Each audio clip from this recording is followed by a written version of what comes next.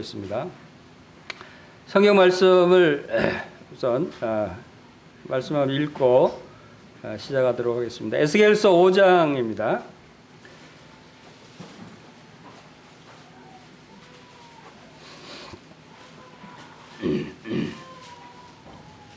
자, 에스겔서 5장 1절부터 6절까지 말씀을 한번 크게 읽겠습니다. 시작.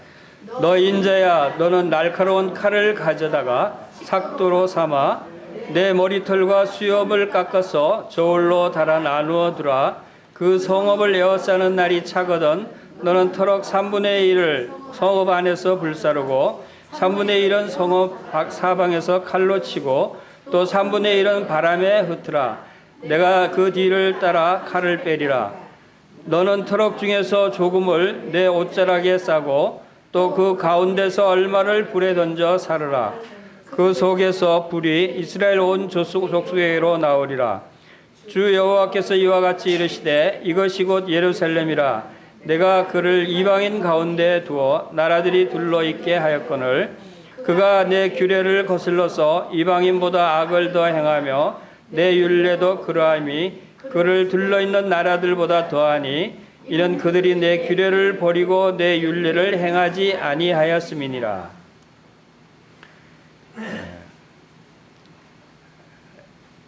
에스겔을 통해서 하나님께서 그 하나님의 말씀을 대언하게 하십니다. 우리가 지난 2시간에 걸쳐서 에스겔서를 살펴봤습니다.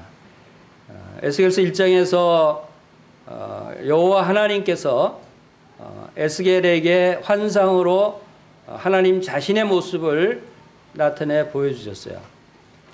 그래서 특별히 하나님의 모습을 에스겔에게 보여주시면서 그 포로로 잡혀가 있는 그 연약한 자 중에 있는 포로로 잡힌 자의 그 신세가 어떠한 신세인가를 여러분들이 충분히 상상할 수 있으리라고 생각이 됩니다. 바벨론의 포로로 잡혀가서 그것도 수상궁을 짓는 노역장에 강제 노역에 동원돼서 힘든 노역을 하고 있는 에스겔에게 하나님께서 이스라엘 백성들에게 하나님의 말씀을 대언하는 선지자로 세우시고 또 파수꾼으로 세우시는 그러한 모습이 1장, 2장, 3장에 걸쳐서 말씀하셨습니다.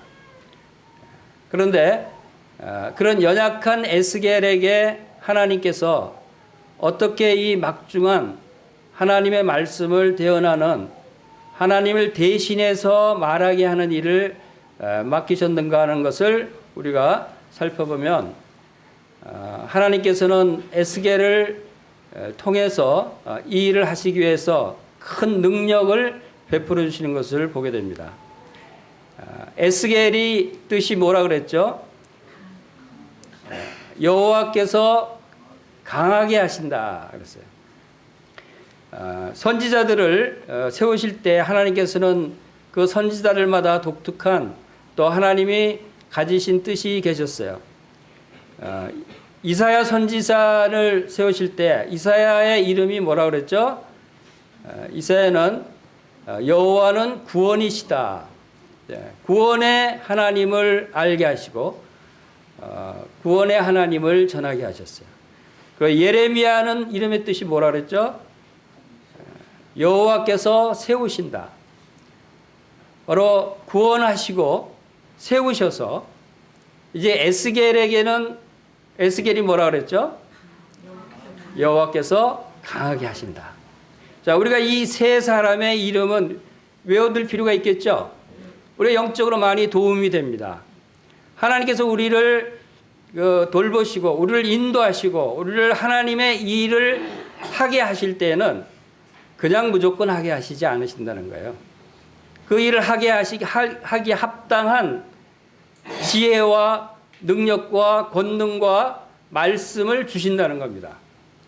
그래서 그런 것들을 이 성경 말씀을 통해서 우리가 배울 수 있는데 바로 이사야를 통해서 구원하시는 여호와 하나님을 보게 하시고 예레미야를 통해서 우리를 세우시는, 우리가 선택하시고 세우시는 여호와 하나님을 보게 하시고, 이제 에스겔을 통해서 우리를 더욱 강하게 하셔서 이제 마지막 때 하나님의 말씀을 대언하는 놀라운 능력을 주시는 이 하나님의 모습을 우리가 여기서 볼 수가 있습니다. 그리고 또 강하게 하시는데 어떻게 강하게 하시는가 하면 여호와 하나님을 직접 보여주셔요.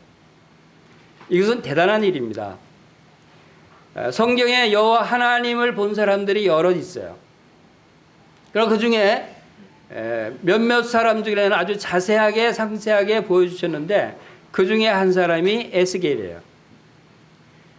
이것은 굉장히 놀라운 축복이라고 생각이 됩니다. 여러분 하나님을 보고 싶지 않으세요? 보고 싶죠? 하나님 만나고 싶지 않으세요? 만나고 싶죠? 에스겔처럼 여러분들이 하나님을 만날 수 있어요. 사도 요한처럼 하늘 보좌와 거룩한 성 새 예루살렘 성을 볼 수 있어요. 여러분들 기도해 보십시오. 성령님께서 여러분에게 하나님의 보좌의 모습을 보여주셔요. 하늘나라가 어떻게 생겼는지 궁금하시면 여러분 기도해 보세요. 하늘나라를 보여주셔요. 어떻게 해요? 뭐 다른 사람들, 많은 사람들이 천국에 갔다 왔다, 지옥에 갔다 왔다, 이런 간증하는 사람들이 있어요. 그런 사람들처럼 뭐 꿈으로 보여주실 것 같아요. 저는 그런 사람들의 말을 100% 믿고 싶지는 않습니다. 물론 그럴 수 있어요. 갔다 왔을 수 있어요. 그러나 성경에 근거하지 아니한 어떤 환상이나 꿈도 우리가 믿어서는 안 되겠죠. 그러나 성경에 근거한 환상을, 꿈을 여러분들이 꾸실 수 있어요. 여러분 성경을 통해서 그 환상을 보실 수 있어요. 그것이 에스겔서와 요한계시록에 나오는 자세하게, 아주 상세하게 기록되어 있는 말씀들을 보시면 그것을 여러분들이 믿음으로 성령의 인도함으로 그 말씀을 보시면 여호와 하나님의 모습을 여러분도 보실 수가 있는 거예요. 에스겔이 본 모습 그대로를 1장에 상세하게 기록되어 있듯이 그것을 여러분들이 묵상하면 하나님이 이런 모습이구나. 하나님이 어떤 모습이라고 그랬어요? 하나님은 무지개 색깔의 각종 찬란한 빛 가운데 영광 가운데 계시는 하나님의 보좌의 모습을 우리가 에스겔서 1장 27절부터 볼 수가 있었어요. 그리고 하나님은 뭐같이 보였어요? 하나님은 불이시다 그랬어요. 단쇠같이 벌건, 그것은 곧 빛이신 하나님을 우리에게 나타내 보이신다고 생각이 됩니다. 자, 이러한 놀라운 하나님의 모습을 에스겔에게 보여주고 에스겔이 또한 얼마나 지금 연약한 상태인가를 아시는 하나님께서 그를 강하게 세우시는 모습을 보게 됩니다. 그래서 에스겔을 통해서 이제 이스라엘 백성들에게, 지금 이스라엘 백성들에게 전하고자 하는 하나님의 말씀은 이스라엘이 지금 멸망 직전, 풍전등화 가운데 있는 멸망 직전의 상태에 있어요. 그리고 지금 대부분의 이스라엘 사람들이 마음이 굳어지고 그 이마가 굳어졌다 그랬어요. 그래서 하나님의 말씀을 받아들이질 않아요. 수많은 선지자들을, 수많은 말씀들을 통해서 하나님께서 이스라엘 백성들에게 경고하고 예언하고 말씀하셨지만 그들이 받아들이지 않았어요. 그럴 때 드디어 에스겔을 세우셔서 에스겔을 통해서 그들이 듣든지 아니 듣든지 말을 전하게 합니다. 오늘은 특별히 이 하나님의 말씀을 대언하는 하나님의 파수꾼으로 세운 에스겔을 통해서 하나님의 파수꾼의 자세에 대해서, 하나님의 말씀을 대언하는 자의 자세에 대해서 살펴볼까 합니다. 이 하나님의 말씀을 대언하는 에스겔에게 에스겔서 2장 7절 말씀에서 그들은 심히 패역한 자라, 그들이 듣든지 아니 듣든지 너는 내 말로 구할지니라. 이제 하나님께서는 이스라엘 백성들에게 마지막 경고를 하시는 겁니다.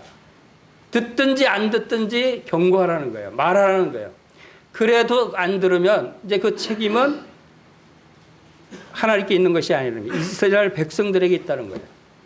기회를 주고 또 줬는데도 불구하고 회개하지 않고 돌아오지 않는 자들은 그것은 처참한 재앙을 받아도 마땅하다는 것입니다.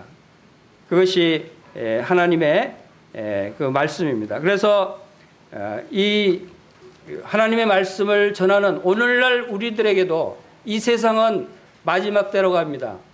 얼마나 그 마지막 심판을 향해서 치닫고 있는 이 세태를 바라보면서 정말 주님이 오실 때가 가깝고 마지막 시대가 가까운 이때에 우리 그리스도인들이 하나님의 말씀을 가진 하나님의 백성들이 이대로 입을 닫고 있어야 될 것인가? 바로 하나님의 말씀을 대언할 시기가 왔다고 하는 것을 우리에게 말씀하고 있습니다. 그래서 이 파수꾼을 세우고 하나님의 말씀을 대언하도록 하면서 어떻게 말씀을 전하러 가시냐면 듣든지 아니 듣든지 전하라는 거예요. 우리의 책임은 전하는 것입니다. 구원을 받든지 안 받든지는 우리의 책임이 아니라는 것입니다. 그것은 하나님께서 합니다. 본인이 받아들이든지 받아들이지 않든지 하는 그 일에 있는 것이지 바로 우리는 지금 말씀을 전할 때고 복음을 증거할 때다 하는 것입니다. 그리고 예레미야를 통해서도 말씀을 증거할 때 하나님께서는 누구에게 보내든지 가라. 누구에게든지 가서 말씀을 전하라 그랬어요. 그리고 또 무엇을 명하든지 말하라 그랬어요. 말씀을 전하는 자의 자세를 지금 우리가 몇 가지를 살펴보고 있습니다. 듣든지 아니 듣든지 누구에게든지 가라. 무엇을 명하든지 하나님 말씀을 전하라. 그리고 이제 디모데후서 4장 1절에서는 때를 얻든지 못 얻든지 말씀을 전파하라 그랬어요. 자, 그러면 우리가 지금 이런 말씀들을 들을 때, 자, 우리가 지금 말씀을 전해야 될 때인가 안 전해야 될 때인가를 여러분들이 알 수 있겠습니까? 지금 무슨 때예요? 전해야 할 때예요? 아직 안 전할 때예요? 때를 얻든지 못 얻든지 전하라고 그랬는데 아직 안 전할 때가 아니라고 생각하는 분이 계세요? 그리고 빌립보서 1장 20절에서는 다시 따라합시다. 살든지 죽든지 내 몸에서 그리스도가 존귀케 하자. 즉 살든지 죽든지 복음을 전하자는 것입니다. 살든지 죽든지 복음을 전하는 것이고 또 고린도후서 5장 9절에는 그런즉 우리는 몸으로 있든지 떠나든지 주를 기쁘시게 하는 자 되기를 힘쓰노라 그랬어요. 즉 우리가 이 땅에 거하든지 주님 나라로 떠나든지 주님을 기쁘시게 하는 자, 그것은 바로 주님의 말씀을 전하는 것이다 하는 것입니다. 바로 말씀을 전하는 자들의 자세가 이러한 것이다 하는 것을 우리가 생각할 때 아직은 아니야. 뭐 이런 생각은 좀 떨쳐버리고 우리가 그 때를 어떤지 못 어떤지 전하는 그런 자세를 가져야 할 때라고 생각이 되어집니다. 자, 우리 에스겔서 5장을 들어가 보겠습니다.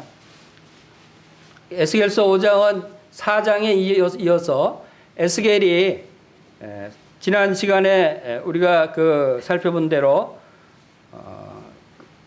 하나님께서 에스겔에게 말을 못하도록 벙어리가 되게 하셨어요. 벙어리가 돼서 혀가 움직여야 말을 하는데 혀를 입천장에 딱 닿게 해서 떼지지 않도록 하나님께서 하셨어요. 그러니까 말을 못하는 거죠. 말을 못하게 하고 행동으로 예언을 하게 하셨어요. 저는 요 며칠 동안 독감으로 앓으면서 이번 주일날 말씀을 전해야 되는데 주님 어떻게 하시렵니까? 제가 이 상태로는 말을 못할 것 같은데 제 혀를 붙여 놓고 계시겠습니까? 띄워 놓으시겠습니까? 만약에 혀가 안 떨어지면 제가 어떻게 할까요? 그 에스겔서를 지난 수요일 날 그 에스겔서를 살펴봤는데 에스겔처럼 행동으로 예언하라고 하시는 겁니까? 그래서 그렇게 생겼어요. 그러면 제가 행동 예언을 어떻게 할까요? 강단에서 행동 예언을 한다면 어떻게 해야 말씀을 전할 수 있을까요? 뭐 이런 생각까지 해봤어요. 그러나 주님께서 제 혀를 고정시키지 않고 자유롭게 움직이게 해 주셨어요. 여러분 지금 여러분들이 말을 할 수 있다는 거 얼마나 감사한지 모릅니다. 하나님께서 여러분의 혀를 입천장에 붙여놓지 않으신 것을 감사하기 바랍니다. 우리가 숨을 쉴 수 있는 것이 얼마나 감사한지 몰라요. 기침하면 재채기하면서 얼마나 고통스러운가를 느끼면서 아파봐야 하나님께서 나를 건강하게 지켜주시는 것이 얼마나 감사한가를 알게 되는 것입니다. 건강할 때는 그런 생각을 못했어요. 뭐 하나님께서 당연히 건강하게 해주시겠지. 우리가 이렇게 연약한 자들이죠. 자, 이렇게 행동 예언으로 4장에서 에스겔에게 말씀하게 하셨던 하나님께서 이제 5장에 이어서 5장에서도 첫 부분에서 그 행동 예언이 하나 나옵니다. 그것이 뭡니까? 날카로운 칼로 머리털과 수염을 깎으래요. 그리고 그것을 저울에 달아서 딱 3분의 1 등분씩 해서 세 등분으로 나누라는 겁니다. 수염과 머리카락을 잘라서 세 등분으로 나눠서 그 3분의 1은 성읍 안에서 불사르고 3분의 1은 성읍 사방에서 칼로 치고 3분의 1은 바람에 흩으라.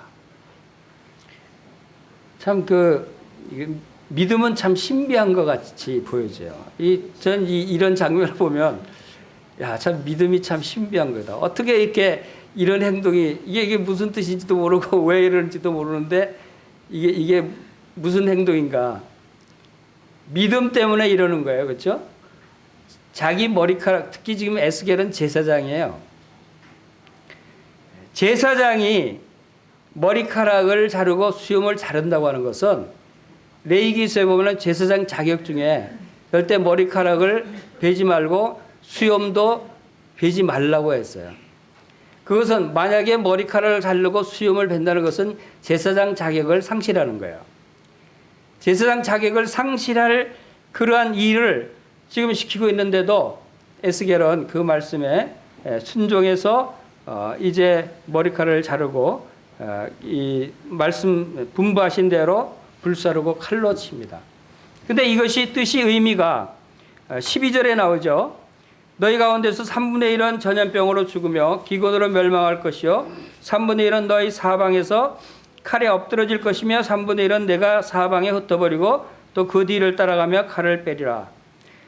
즉 이제 이스라엘의 유다의 마지막 예루살렘 성이 함락되고 예루살렘에 살던 그 모든 백성 지금 남아있는 백성들 중에 3분의 1은 전염병으로 죽게 하겠다는 거예요. 그리고 또 3분의 1은 이 바벨론의 침공으로 칼로 죽임을 당하게 하겠다는 거예요. 그리고 나머지 3분의 1은 이제 막 다른 나라로 애굽으로 도망가고 다른 나라로 도망가는데 그 도망가는데 쫓아가서 다 칼로 죽이는, 그것이 이제 바벨론 군대가 쫓아가서 다 죽이게 되죠. 그러면 3분의 1 죽고 3분의 1 죽고 3분의 1 죽으면 얼마 남아요? 남는 게 없죠. 완전히 멸망하는 거예요. 참 처참하죠. 전 처음에 3분의 1 나올 때 나머지 3분의 1은 살아남나 보다는 기대를 갖고 읽었는데 남는 게 없어요. 이렇게 완전하게 멸절시키겠다고 하는 그런 하나님의 예언을 행동 예언으로 머리카락을 잘라서 그렇게 표현하라는 겁니다. 그렇게 했을 때 사람들이 그 바벨론에 있던 그 같은 유다 민족들이 이제 그 에스겔에게 나와서 도대체 그 행동이 뭘 뜻하느냐. 이 행동 예언에 지난번에 말씀드렸죠. 행동 예언을 하라고 하신 이유는 뭐라고 그랬죠? 이스라엘 백성들이 계속 수없이 많은 선지자들 통해서 말로 하나님의 말씀을 전하고 경고했는데도 불구하고 듣지 않았어요. 한두 번도 아니에요. 1, 2년도 아니에요. 사실상 지금 여기에 나오는 마지막 심판에 관한 말씀은 이스라엘 백성들이 모세의 율법을 받은 이후로부터, 그때가 BC 1400년대예요. 그 이후로부터 거의 900년이 지났어요. 900년이 지나는 동안 수많은 선지자들을 보냈고 수많은 하나님의 말씀을 증언하게 했는데도 불구하고 이스라엘 백성들이 잠시 돌아왔다가 또 타락하고 돌아왔다가 타락하고 지금까지 900년간 그렇게 해왔던 거예요. 그러니까 이제 제가 볼 때는 마지막 방법으로 이제 말로 해서는 그동안 안 들으니까 행동으로 보여준다는 것은 그 이스라엘 그 백성들이 그 말은 안 듣고 갑자기 하나님의 선지자와 이상한 행동을 하네. 4장에서 우리가 살펴본 대로 막 성을 만들어서 막 포위를 하고 거기에 그 자기 몸을 묶고 누워서 430일 동안 누워서 바라보기만 하고 하는 이상한 행동을 하니까, 그러니까 이제 백성들이 관심을 갖고 저 사람 왜 저래? 저 하나님의 선지자라고 했는데 저 행동이 뭔가 궁금하네. 가서 물어봐야지. 이렇게 해서 관심을 갖고 와서 물어봐서 그럴 때 에스겔이 하나님의 말씀을 전했어요. 이런 방법으로 지금 하시는 거예요. 우리가 오늘날 이 세상에서도 이 하나님의 말씀을 전해도 잘 듣지 않죠? 여러분 복음을 많이 전해봤죠? 잘 안 들어요. 심각하게 생각하지 않아요. 살아계신 하나님이 살아계시고 예수 그리스도께서 우리의 모든 죄를 다 용서해 주셨다는 사실을 수없이 말을 전해도 심각하게 받아들이지 않으니까 회개하지 않고 돌아오지 못해요. 그럴 때는 어떻게 해야 된다고요? 말로 안 되면 몽둥이를 들어야 돼요. 말로 안 되면 매를 들죠? 그 몽둥이가 바로 사랑의 몽둥이에요. 우리 행동이에요. 행동으로 보여줌으로써 그 행동에 의해서 사람들이 저 사람 믿는 하나님 뭔가 다른가 봐. 저 사람 뭔가 속에 다른 것이 있나 봐.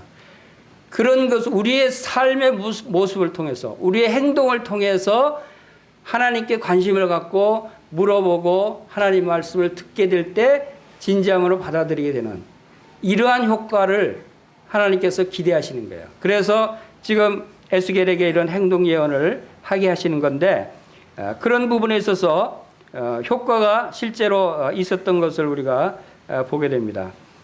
그리고 또 5장 보시면 5장 5절에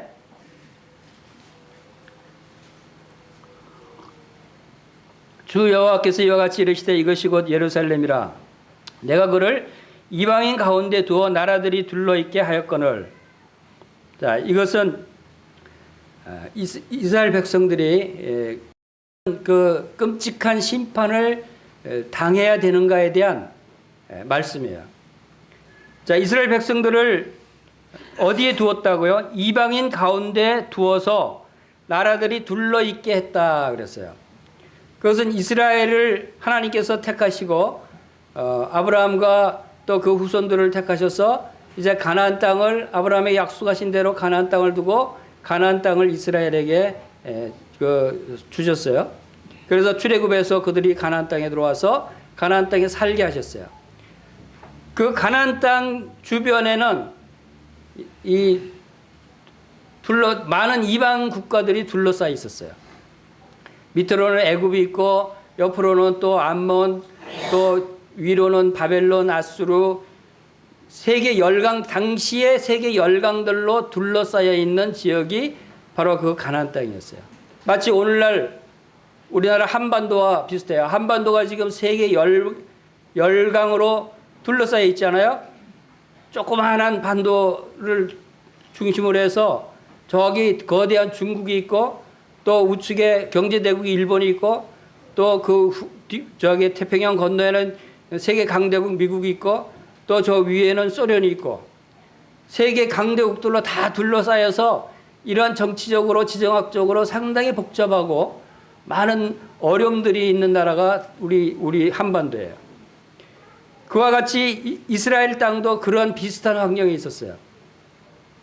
그런 가운데 하나님이 둘러있게 해야 했다. 왜 둘러있게 했을까요? 왜 하필 그렇게 많은 열방들로 둘러싸게 했을까요? 열방들이 없는 아주 안전하고 조용한 곳에 있으면 뭐 외세 침공도 없고 편안하게 살 수 있지 않았겠어요? 근데 하나님이 일부러 거기에다 두셨다는 거예요. 그것은 바로 하나님께서 이스라엘을 하나님의 제사장 나라로 삼으셨다 그랬어요. 열방 세계 만방의 나라들 가운데 제사장 나라가 이스라엘이에요. 그것은 이 이스라엘을 통해서 하나님께서 세계 열방으로 말씀을 전하시기를 원하셨고 하나님이 어떤 분이시라는 것을 알리기를 원하셨어요. 그리고 이스라엘을 통해서 하나님의 뜻을 이루시기를 원하셔서 이스라엘을 그 열방 가운데 두셨다는 거예요. 다시 말씀드리면 바로 이스라엘이 이 세계에 빛과 소금의 역할을 하도록 그 자리에 두셨다는 겁니다. 하나님의 빛의 역할을 하라는 것이에요.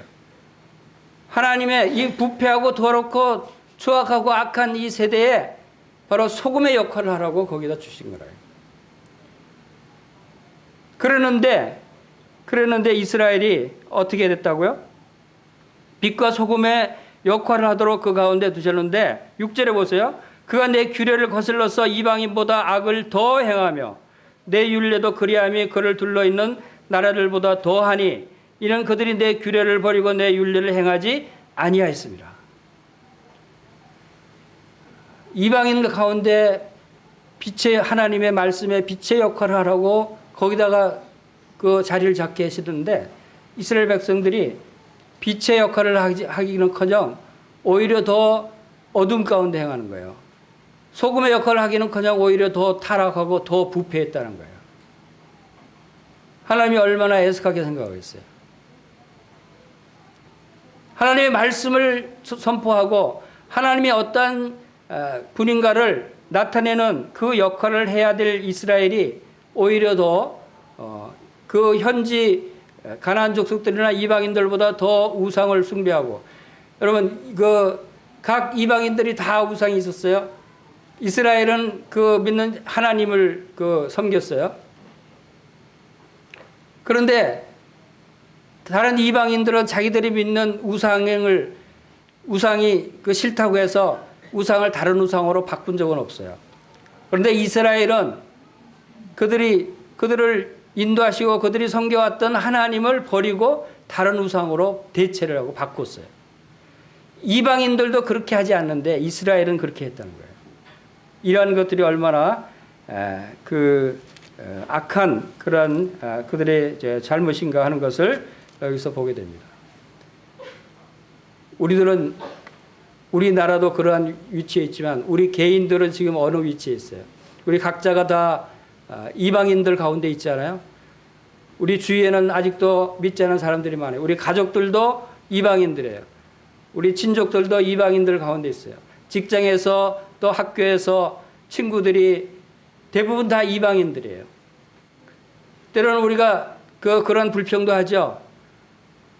누가 핍박하거나 또 나를 괴롭히고 또 못 살게 하면은 하나님을 원망합니다. 하나님 왜 저를 이런 환경에 두셨나요? 왜 저를 괴롭히는 사람들 가운데 두셔서 저를 이렇게 슬프게 하나요? 하나님을 원망하고 또 불평할 때가 많이 있어요. 그러나 그럴 때 우리가 생각을 바꿔야 돼요. 하나님 감사합니다. 저를 빛으로 여겨주시는군요. 하나님 감사합니다. 저를 소금으로 여기시는군요. 이러한 나를 괴롭히고 핍박하고 더럽고 추하고 부패한 이러한 환경 가운데서 저에게 빛의 역할을 하라고 저를 이곳에 세우셨군요. 그 가운데서 이 사람들을 깨끗하게 하고 부패를 방지하는 소금의 역할을 하도록 저를 이곳에 두셨군요. 정말 감사합니다. 이 빛과 소금의 역할을 잘 감당할 수 있도록 저에게 성령으로 인도해 주시기를 원합니다. 하는 그러한 마음을 가지고 우리가 살아가야 될 거라고 생각이 됩니다. 바로 하나님께서는 우리를 통해서도 빛과 소금의 역할을 감당하도록 하시고 계십니다. 우리 또 에스겔서 24장 말씀을 보겠습니다. 에스겔서 24장 말씀에는 24장 15절 여호와의 말씀이 또 내게 임하여 이르시되 인자야 내가 내 눈에 기뻐하는 것을 한번 쳐서 빼앗으리니 너는 슬퍼하거나 울거나 눈물을 흘리거나 하지 말며 죽은 자를 위하여 슬퍼하지 말고 조용히 단식하며 수건으로 머리를 동이고 발에 신을 신고 입술을 가리지 말고 사람이 초상집에서 먹는 음식물을 먹지 말라 하신지라. 내가 아침에 백성에 말하였더니 저녁에 내 아내가 죽었으므로 아침에 내가 받은 명령대로 행하매 백성이 내게 이르되 내가 행하는 이 일이 우리가 무슨 상관이 있는지 너는 우리에게 말하지 아니하겠느냐 하므로 내가 그들에게 대답하기를 여호와의 말씀이 내게 임하여 이르시되 너는 이스라엘 족속에게 이르기를 주 여호와의 말씀에 내 성소는 너희 세력의 영광이요 너희 눈의 기쁨이요 너희 마음의 아낌이 되거니와 내가 더럽힐 것이며 너희의 버려둔 자녀를 칼에 엎드러지게 할지라.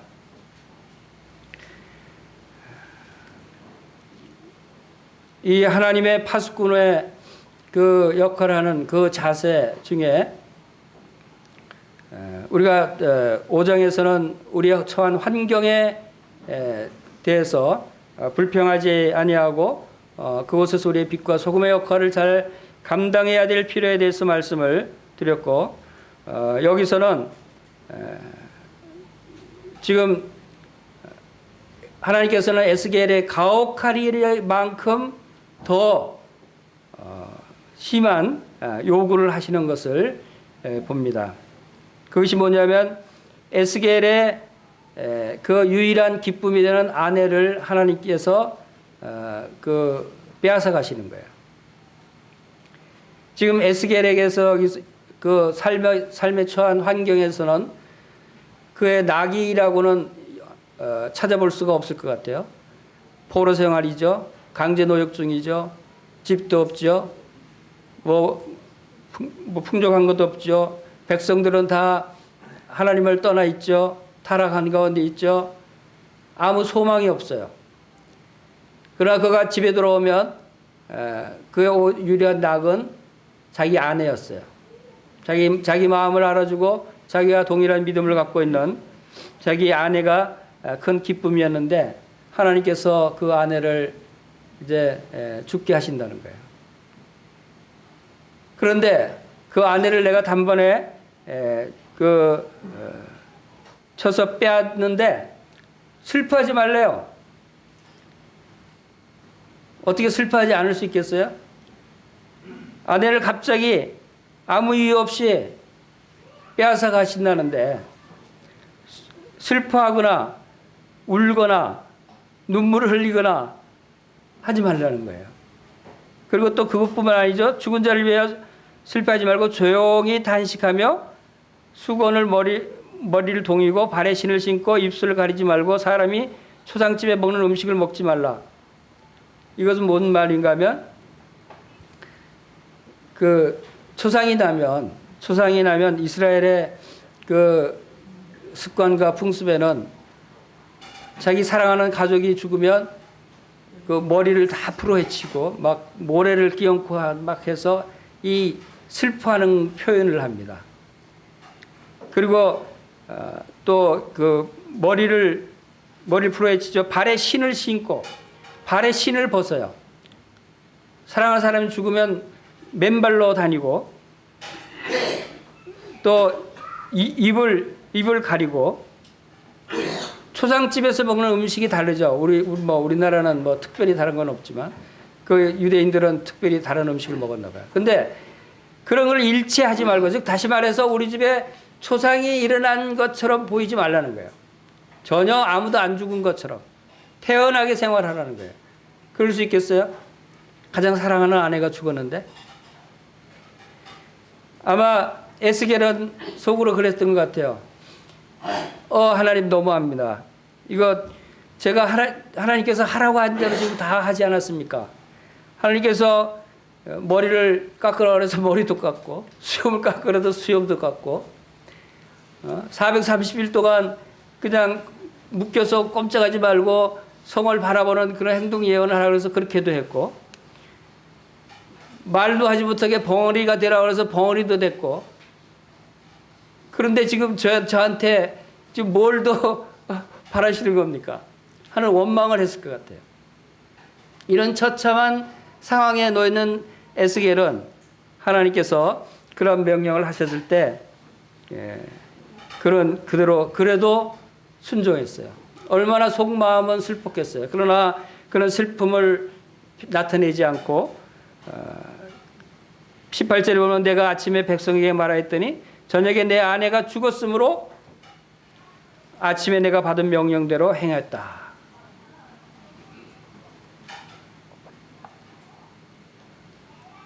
자, 그러면 이제 그 주위에 유대인들이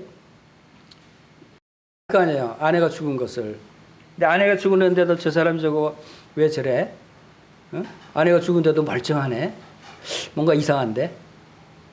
아니 아내 죽으면 당연히 머리를 풀어 헤치고 맨발로 다니고 입술을 가리고 막 곡을 통곡을 하고 그래야 되는데 그냥 조용히 전혀 그런 일이 없었던 것처럼 행동하니까 사람들이 이상하게 보는 거야. 관심이 있는 거야. 그래서 몰려와서 물어보는 거야. 하나님은 그걸 원하셨던 거예요.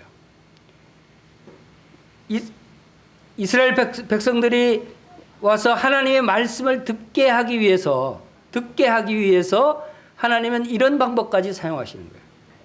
저는 이 모습을 보면서 야, 참 하나님은 정말 대단하시다. 정말 대단하게 백성들을 끝까지 기다리고 사랑하시는구나. 끝까지 남은 자들이 끝까지 한 사람이라도 회개하고 돌아오기를 기다리셔서 이런 방법까지 동원해서 하나님의 말씀을 전하기를 원하시는구나. 그런 생각이 들었어요.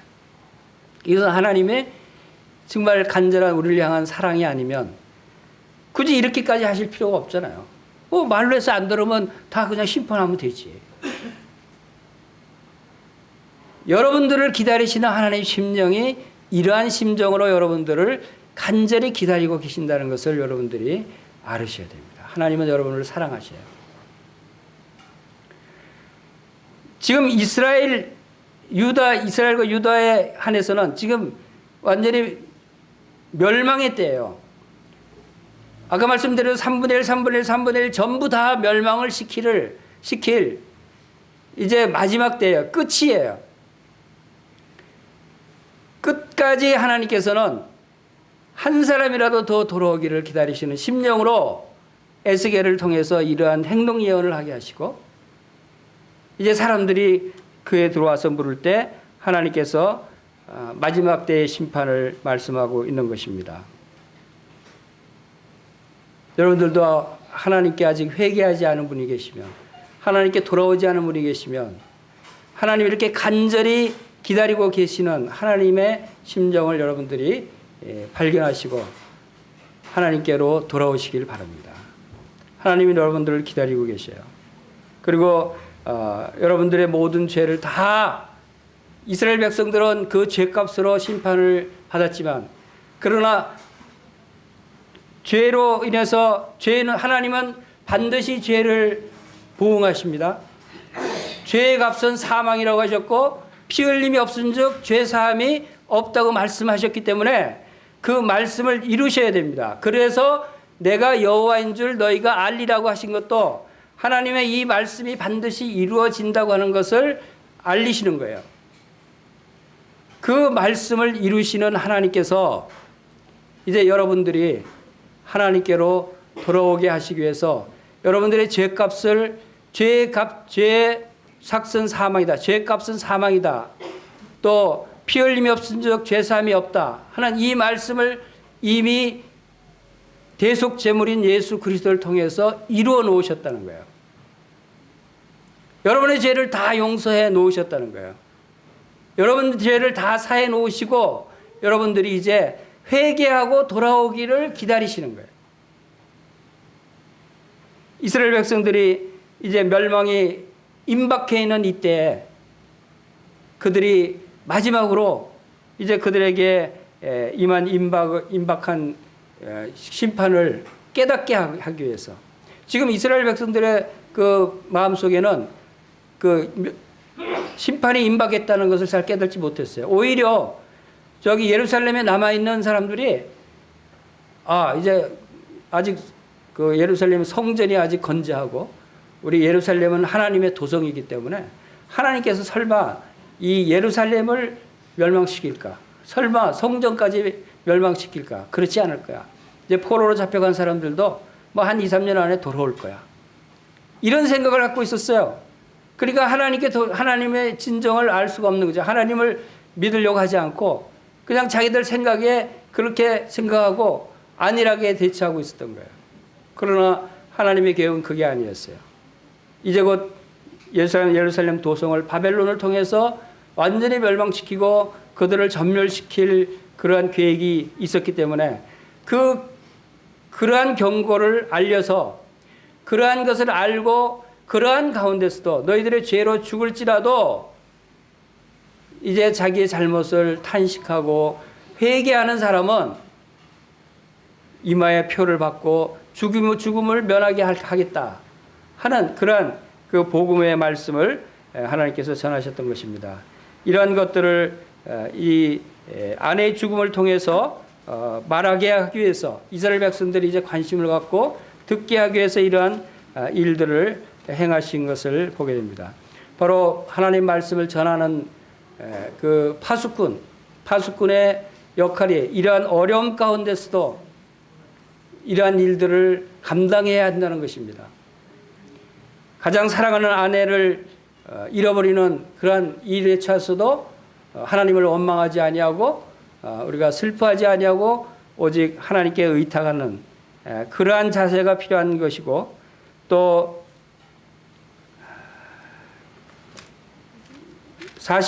에스겔서 47장에 가보겠습니다.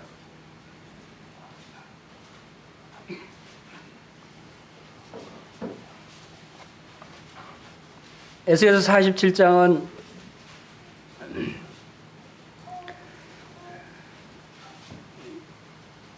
이제 성전에서 이게 물이 흘러나오는 장면입니다. 47장 1절부터 6절까지 8절까지 함께 크게 읽겠습니다. 시작. 그가 나를 데리고 성전문에 이르시니 성전의 앞면이 동쪽을 향하였는데 그 문지방 밑에서 물이 나와 동쪽으로 흐르다가 성전 오른쪽 제단 남쪽으로 흘러내리더라. 그가 또 나를 데리고 북문으로 나가서 바깥길로 꺾여 동쪽을 향한 바깥문에 이르기로 본적 물이 그 오른쪽에서 스며 나오더라. 그 사람이 손에 줄을 잡고 동쪽으로 나아가며 천척을 측량한 후에 내게 그 물을 건너게 하시니 물이 발목에 오르더니 다시 천척을 측량하고 내게 물을 건너게 하시니 물이 무릎 위에 오르고 다시 천척을 측량하고 내게 물을 건너게 하시니 물이 허리에 오르고 다시 천척을 측량하시니 물이 내가 건너지 못할 강이 된지라. 그 물이 가득하여 헤엄칠 만한 물이요 사람이 능히 건너지 못할 강이더라. 그가 내게 이르되 인자야 내가 이것을 보았느냐 하시고 나를 인도하여 강가로 돌아가게 하시기로 내가 돌아가니 강 좌우편에 나무가 심이 많더라. 그가 내게 이르시되 이 물이 동쪽으로 향하여 흘러 아라바로 내려가서 바다에 이르리니 이 흘러내리는 물로 그 바닷물이 되살아나리라.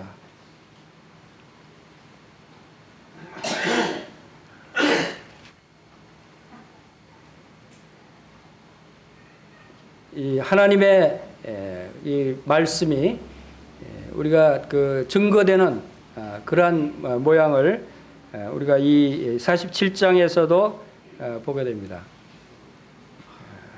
사실 에스겔서는 하나님의 그 에스겔 자신이 제사장이었듯이 성전 중심으로 말씀이 이어지고 있는 것입니다.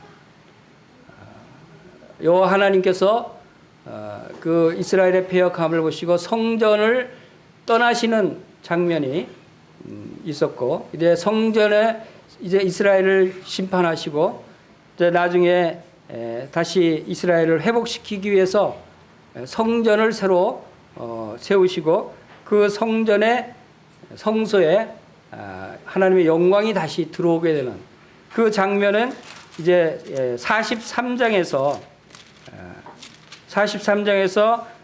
여호와의 영광이 성전 동문을 향해서 들어오는 장면을 에스겔이 환상으로 보는 장면이 나옵니다. 43장에 보면은 그 후에 그가 나를 데리고 문에 이르니 곧 동문을 향한 문이라.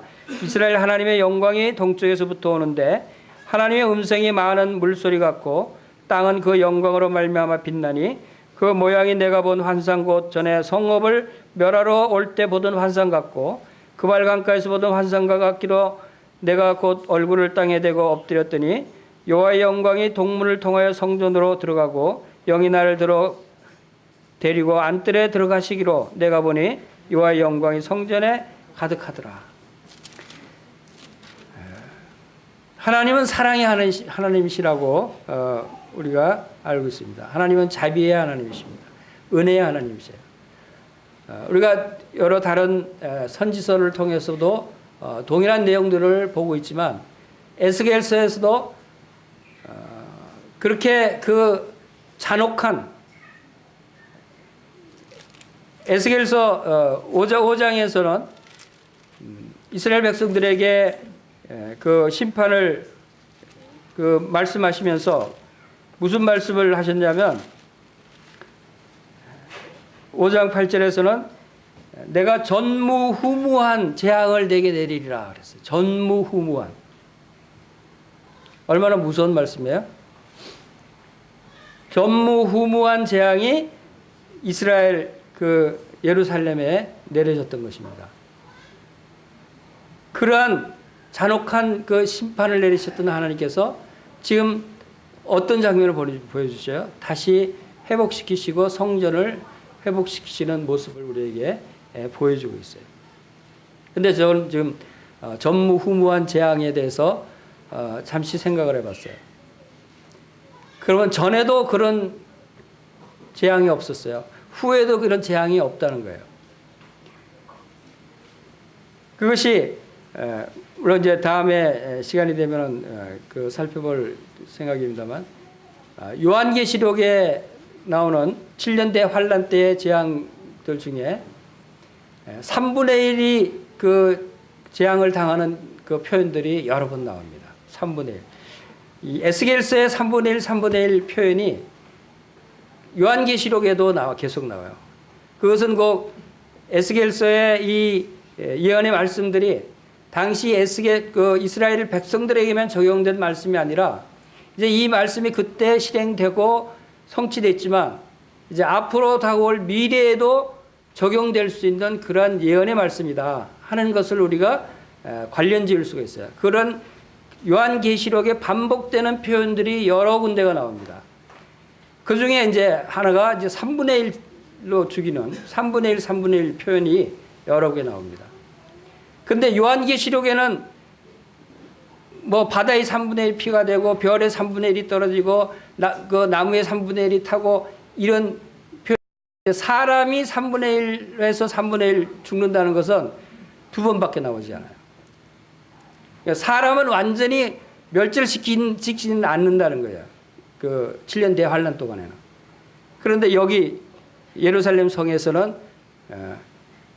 3분의 1, 3분의 1, 3분의 1에서 완전히 100% 멸절시키는 장면이라고. 그러니까 전무후무하다는 말씀이 맞는 것 같아요. 그 표현이.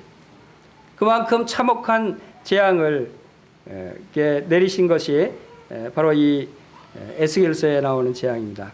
자, 그런 재앙을 내리신 하나님께서 이스라엘 백성들에게 다시금 회복시키는 은혜를 베푸시는 모습이 40장부터 나오는 성전에 대한 회복에 대한 말씀들이 쭉 나오고, 그 중에 클라이막스라고 할 수 있는 성전에서 가장 이제 중요한 부분 중에 하나인 47장에서 성전 문지방 밑에서 동쪽 문지방이라고 것은 바로 동쪽에 하나님이 동쪽 문으로 들어가셨다는 것을 의미합니다. 근데 그 동쪽 문지방 밑에서 물이 나오는데 성전 오른쪽 제단으로 남쪽으로 흘러내리더라 했어요.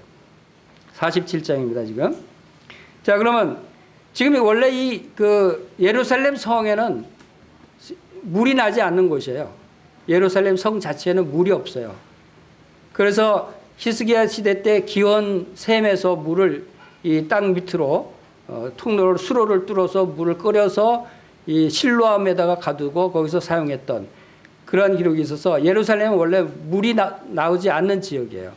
그런데 지금 이 하나님의 새로운 성전, 이 성전에서는 지금 성전으로부터 물이 흘러나와서 제단으로 흘러내리고 또 오른쪽으로 수면하고 여기에 3절부터 4절, 5절까지 천척이라는 그 말이 나오죠. 천척. 천척은 약 한 500m 정도 되는 그 거리를 이야기합니다.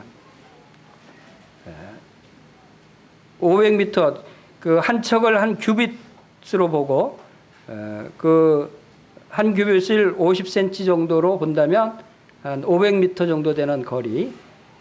그래서 500m 정도 가서 보니까 물이 발목에 차고 또 500m 정도 가서 보니까 물이 무릎에 차고 또 500m 정도 더 가서 보니까 물이 허리에 차고 그리고 또 500m 정도 가서 보니까 아예 강이 되어서 건너지 못할 강이 되어서 물이 풍성하게 아주 많이 흘러더라 하는 표현이죠. 이것은 바로 하나님께서 이 물은 성경에서 물은 대부분이 이게 하나님의 말씀을 표현하게 됩니다. 말씀을 나타내고 있고 또 여기서는 말씀과 또 성령님을 나타내는 것입니다. 그래서 하나님의 말씀이 바로 성전으로부터 흘러나와서 많은 사람들에게 흘러가서 수많은 사람들이 이 말씀의 그 강에 영향을 받게 되는 그러한 것들을 나타내고 있습니다. 특별히 우리 요한복음 7장 말씀에 보면 예수님께서 생수의 강에 대해서 말씀하고 있는 부분이 있습니다.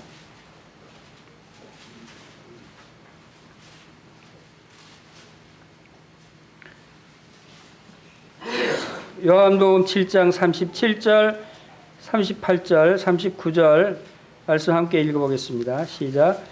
명절 끝날 곧 큰 날에 예수께서 서서 외쳐 이르시되 누구든지 목마르거든 내게로 와서 마시라. 나를 믿는 자는 성경의 이름같이 그 배에서 생수의 강이 흘러나오리라 하시니 이는 그를 믿는 자들이 받을 성령을 가리켜 말씀하신 것이라. 예수께서 아직 영광을 받지 아니하셨으므로 성령이 아직 그들에게 계시지 아니하시더라.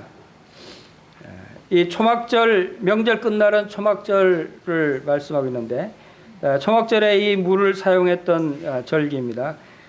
그래서 이 실로암 못에 물을 기르던 그 많은 유대인들을 향해서 예수께서 서서 외쳐 이르십니다.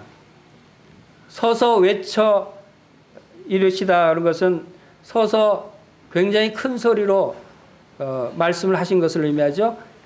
하긴 그때 뭐 마이크가 있는 것도 아니고 또 많은 사람들이 있고 막 웅성대고 하는 명절이니까 얼마나 소란스럽겠습니까? 다 조용하시오 들어보시오 하고 크게 지금 외치는 말씀이 누구든지 목마르거든 내게로 와서 마시라 라고 말씀하십니다. 나를 믿는 자는 성경의 이름같이 그 배에서 생수의 강이 흘러날 것이요. 바로 이것은 무엇을 의미한다고요? 믿는 자들이 받을 성령을 가리킨다.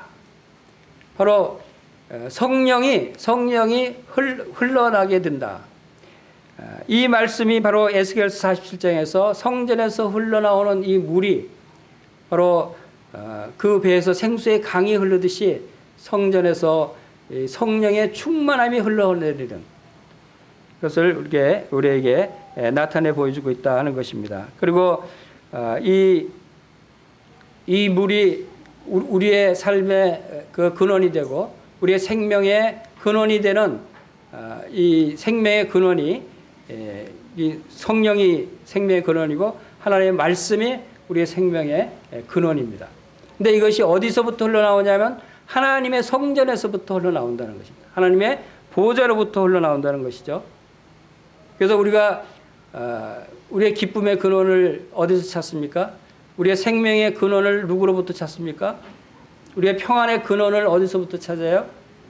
많은 사람들은 이 세상 것들로 우리의 기쁨의 근원을 찾으려고 해요. 여러분들이 무엇이 제일 기뻐합니까, 요즘? 여러분 교회에서 하나님 말씀 듣고 기뻐한 적이 있습니까? 여러분 성경 말씀을 읽으면서 기뻐한 적이 있어요? 그러나 세상 일로 많이 기뻐하죠? 세상에 돈 많이 벌면 기뻐하고, 먹을 거 좋은 거 있으면 기뻐하고 즐겁고, 또 세상에 자식 잘 되면 기뻐하고, 손주 보면 기뻐하고. 근데 하나님 안에서 그렇게 기뻐한 적이 몇 번이나 있는가 한번 생각해 보십시오. 그래서 아직도 우리의 생명의 근원이 되시고 우리의 기쁨의 근원이 되시는 하나님께로부터 찾는 것이 아니라 아직도 이 세상 것들로부터 찾고자 하는 그런 마음들이 있다는 것을 우리가 발견하게 됩니다. 이것이 우리가 하나님이 나에게 어떤 분이신가? 하나님이 나에게 무엇을 해주고 계시는가? 어떤 분이시고 무엇을 해주고 계시고 나를 어떻게 인도하시는가? 하나님이 나에게 도대체 누구신가? 이런 부분에 있어서 아직도 그 믿음이 그 연약하다 하는 것을 우리가 알 수가 있습니다. 요한일서 2장 한번 보겠습니다.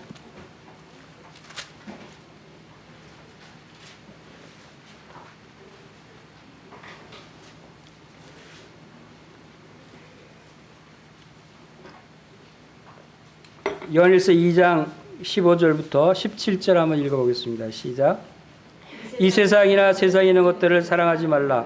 누구든지 세상을 사랑하면 아버지의 사랑이 그 안에 있지 아니하니 이는 세상에 있는 모든 것이 육신의 정욕과 안목의 정욕과 이상의 자랑이니 다 아버지께로부터 온 것이 아니요 세상으로부터 온 것이라. 이 세상도 정욕도 지나가되 오직 하나님의 뜻을 행하는 자는 영원히 거하느니라. 우리가 아직도 이 세상 것들을 사랑하고 있지 않은지 모르겠습니다. 이 세상을 아직 사랑하고 있다면 거기에는 하나님의 사랑이 없다고 말씀하십니다. 우리가 육신의 정욕, 안목의 정욕, 또 이생의 자랑, 이런 것들은 하나님께로부터 온 것이 아니라는 것입니다. 우리가 때로는 육신의 정욕대로 행할 때가 많이 있어요. 그러나 그것이 잘못된 것임을 우리가 깨달아야 하는 것이죠. 우리가 잘 알지 않습니까? 이 세상 것들은 얼마 가지 않는다는 것. 이 세상으로부터 누리는 기쁨과 행복이 얼마나 오래 갔습니까? 그때 그뿐이다 라고 하는 것을 우리가 곧 알 수 있지 않습니까? 그러나 주님께서 주시는 생수는 영원히 목마르지 않는 생수라고 그랬습니다. 영생하도록 솟아나는 샘물이다 라고 주님께서 말씀을 하고 계십니다. 그래서 그 하나님께서는 우리에게 바로 이러한 영원히 솟아나는 샘물이 우리 주 예수 그리스도를 통해서 여러분들이 기쁨을 누리고 또 평안을 누리기를 원하시고 계신다 하는 것을 이 말씀을 통해서도 알 수가 있습니다. 왜 하나님께서 우리를 구원하셨는지, 왜 우리가 날마다 생수의 강을 마셔야 되는지, 이런 부분에 있어서 이 파수꾼의 역할을 하는 그 하나님의 그 대언자, 말씀을 대언하는 파수꾼들은 우리가 받은 말씀들을 또 다른 사람들에게 흘러 보내줘야 된다고 하는 이 생수의 강이라고 하는 것은 흘러가는 것입니다. 처음에 성전에서 나왔을 때는 이게 작은 강이, 작은 물줄기였지만 나중에 점점 커져 갑니다. 생수의 강은 흘러가야 되는 것입니다. 우리에게 흘러 들어온 하나님의 말씀이, 성령의 충만함이 계속해서 또 주위 성도들에게 또 구도자들에게 흘러가야 할 것을 우리에게 또 교훈해 주고 있다 하는 것을 우리가 보게 됩니다. 이스라엘에 가면은 그 사해 바다가 있습니다. 여기에도 8절에 보면은 47장 8절에 에스겔서 47장 8절에 그가 내게 이르시되 이 물이 동쪽으로 향하여 흘러 아라바로 내려가서 바다에 이르리니 이 흘러내리는 물로 그 바닷물이 되살아나리라. 이 아라바로 내려간다. 아라바는 사해 바다 쪽입니다. 사해 바다. 그리고 바닷물이 되살아나리라. 사해 바다가 죽은 바다가 되살아날 것을 말씀하고 있어요. 성전에서 나오는 이 물, 이 성령, 하나님의 말씀을 통해서 죽었던 사해 바다가 되살아난다. 되살아난다는 것은 그 안에 생명력이 있고, 그리고 이제 많은 나무들이, 고기가 생기게 되고 그 주위에 나무, 과실나무들이 생기게 되고 하는 것을 말씀하고 있는 것이죠. 근데 사해 바다가 지금 이스라엘에 있는데 그 왜 사해 바다인지 아세요? 물은 고여 있으면 물이 썩고 죽는다고 합니다. 근데 그 이스라엘에 지금 있는 사해 바다는 왜 죽은 바다냐 하면 요단강으로부터 물이 계속 흘러오는데 밑으로 내려가는 길이 내려가는 출구가 없어요. 그래서 물이 항상 고여 있습니다. 받기만 하고 고여 있는 바다죠. 그러면 물이 흘러오기만 하고 계속 고여만 있으면 그 물은 썩어서 그 안에 있는 생물들이 다 죽어요. 그래서 죽음의 바다가 되는 겁니다. 바로 이 하나님의 말씀, 성령님도 바로 우리가 하나님의 말씀을 받아서 그 말씀을 우리가 전하지 아니하면 우리 안에서 그것이 생기가 돌까요? 우리 안에서 썩을 수가 있어요. 우리 안에서 점점 힘을 잃게 될 수가 있어요. 계속 말씀을 전할 때, 복음을 전할 때 여러분 힘이 나지 않습니까? 이 하나님의 말씀은 살아있는 말씀이라고 해서 살아있는 말씀이 살아있게 하려면 말씀을 증거해야 되는 거예요. 전해야 되는 거예요. 하나님은 에스겔을 통해서 왜 그런 봉어리도 되게 하시고 또 행동 예언도 하게 하시고 하나님의 입을 열어서 말씀을 전하게도 하셔요. 에스겔의 역할은 뭐예요? 파수꾼의 역할은 뭐였어요? 자기가 하나님 말씀을 받는 것으로 끝나는 것이 아니라는 거예요. 받아서 증거하고 전하는 것이었어요. 그렇죠? 이 역할을 우리도 그 역할을 해야 될 것을 말씀하고 있습니다. 그리고 이 말씀은 바닷물이 되살아나듯이 이 말씀이 들어가면은 우리 영혼이 다시 소생됩니다. 살아납니다. 저는 아침마다 8시에 문자 말씀을 많은 사람들에게 보내고 있어요. 어떤 사람은 제 어릴 때 친구가 지금 강원도 아주 깊은 산골에서 은둔 생활을 하고 있는 친구가 있는데 그 친구가 어떻게 연락이 돼서 그 친구한테 말씀을 계속 보내고 있습니다. 강원도 산골 은둔 생활하는 그 친구한테까지도 아침마다 말씀이 들어가요. 근데 이 친구가 말씀을 받기 시작하더니 나중에는 간혹 제가 이제 바쁜 일이 있거나 잊어버리고 못 보낼 때는 왜 안 보냈냐고 즉각 문자가 와요. 왜 오늘 말씀을 안 보냈냐고. 그 말씀으로 살아가는데 산골에서 유일한 희망이 말씀을 받는다는 거예요. 이런 분들이 있어요. 말씀이 살아있는 거예요. 그리고 전주의 어느 자매님은 좀 전에 한번 통화를 하면서 얘기를 하는데 참 그 말씀을 보내줘서 고맙대요. 왜 그러시냐고 그랬더니 일부러 이제 전화 통화를 하면서 지난 이제 여름 수양의 전이었는데 여름 수양이 한 달 전쯤이었는데 그 언니를 이제 수양회로 인도하기 위해서 언니한테 복음을 듣게 하기 위해서 언니를 수양회 가자고 이제 말을 해야 되겠다고 생각하고 기도 중에 있었는데 수십 년 동안 권유를 해도 안 들었어요. 언니가. 그런 완악한 언니였어요. 그러니까 이제 기도하면서 이번엔 꼭 수양에 데려가게 해 주십시오 기도했는데 또 한참 있으니까 또 이 마음이 약해지는 거야. 또 안 들으면 어떡하지? 괜히 또 나한테 핀잔만 듣고 또 아유 올해도 안 가겠지 하고 말하지 말아야 되겠다 하고 이제 포기하고 있었대요. 근데 제가 문자를 그 자매님한테 문자를 보내는데 문자를 아침에 히브리서 말씀에 너희 담대함을 잃지 말아라. 그것이 큰 상을 얻느니라 하는 말씀을 보냈어요. 그런데 그 말씀을 듣고 아, 그렇지. 담대함을 버리면 안 되지. 그래서 그 말씀을 가지고 이제 담대함을 얻어서 이제 그 다음날 찾아가서 언니 수양에 같이 가요. 그랬더니 아, 의외로 쾌히 승낙을 하더래요.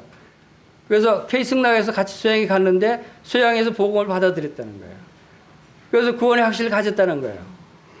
포기하고 있다가 문자 말씀으로 다시금 담대함을 얻어서 전했으니까 그런 결과가 나타났다는 거예요. 바로 하나님의 말씀이 이렇게 살아있어요. 받아들이는 그 마음밭에 따라서 이 살아있는 귀한 말씀이다 하는 것입니다. 또 한 번 더 얘기해 드릴까요? 자살하려고 하는 사람이 살아났어요. 어느 권사님인데 굉장히 그 남편이 핍박이 심해서 그분은 선교사로도 나가고 많은 활동을 하는데 남편은 믿지 않아서 핍박을 하고 그래서 도저히 견디지 못해서 이제 자살하려고 아침에 이불을 뒤집어 쓰고 약을 먹고 자살하려고 이제 약하고 물하고 해서 이불 뒤집어 쓰고 있었대요. 근데 이제 먹기 직전에 띵동하고 문자가 온 거예요.